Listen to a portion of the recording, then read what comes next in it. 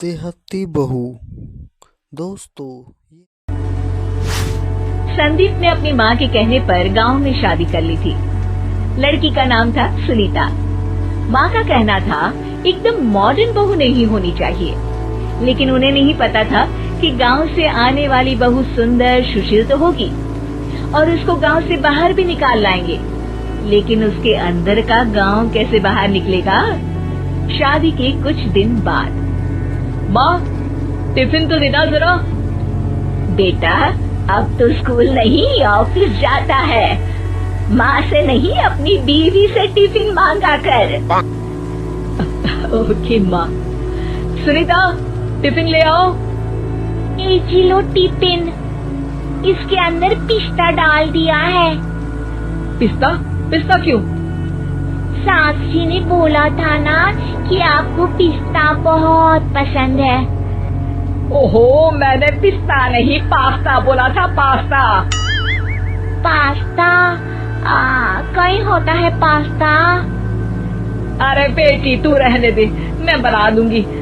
अच्छा किया कि पाव भाजी बनाने का नहीं बोला, वरना किसी के पाव बना देती है। सुनीता को बुरा लगता है, लेकिन उसकी नादान हरकतें कम नहीं होती। ऐसे ही एक दिन, अरे तुमने ये क्या लगाया है? अरे आप वो फूस फूस करके लगाते हैं ना, वही। दियो?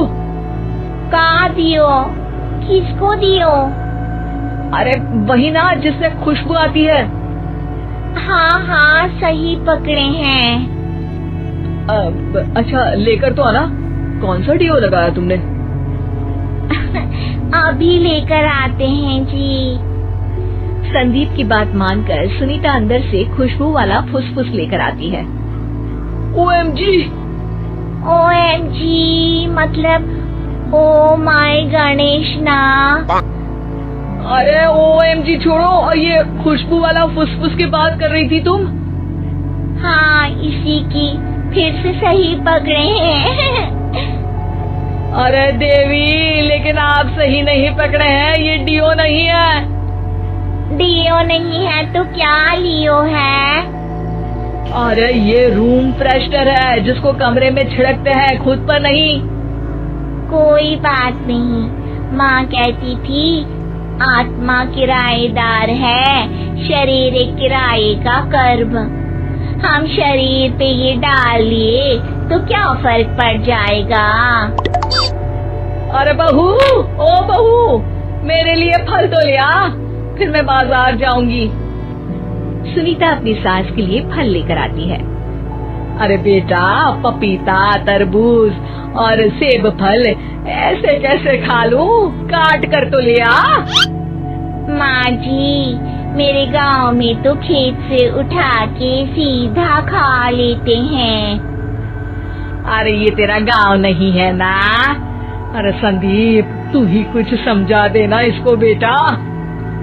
मैं कैसे समझाऊं माँ, ये तो माइक्रोवेव को भी भट्टी बोलती है। कल मैंने बोला हाय कैसी हो, तो बोलती है किसी को हाय नहीं लगानी चाहिए। अरे सुनीता, तेरा क्या होगा? अभी तो कैसे बताऊं माँ जी, अभी हम कुछ करेंगे फिर पता चलेगा क्या होगा, लड़का या लड़की। हे भगवान, कहाँ से आ गई है? रामपुर से जी, आप ही तो लेकर आए थे मुझे। अरे मुझे माफ कर दो। पहले कोई गलती तो करिए जी, आपकी तो सारी गलती माफ कर देंगे हम। हाँ अरे बहू, मेरी बात सुन। फल यानी कि फ्रूट जब भी लाए ना तो काट कर लाना, ठीक है? जी ठीक है माँ जी, फल यानी फ्रूट यानी काट के लाऊंगी। सुनीता रोज ही कोई ऐसी हरकत कर देती जिसकी वजह से उसे घर में दो बातें सुननी पड़ती। एक दिन, माँ मेरे बॉस घर पर आने वाले हैं शाम को, उनका बर्थडे है, फैमिली साथ नहीं रहती उनके, तो यही पार्टी कर लेंगे। उनको अच्छा लगा तो शायद मेरा प्रमोशन भी हो जाएगा। मैं ना फ्रूट केक लाकर फ्रिज में रख दूंगी और तेरे साथ आज खाना मैं बनाऊंगी, ताकि जब साहब आए तो खाने में कोई गड़बड़ ना हो।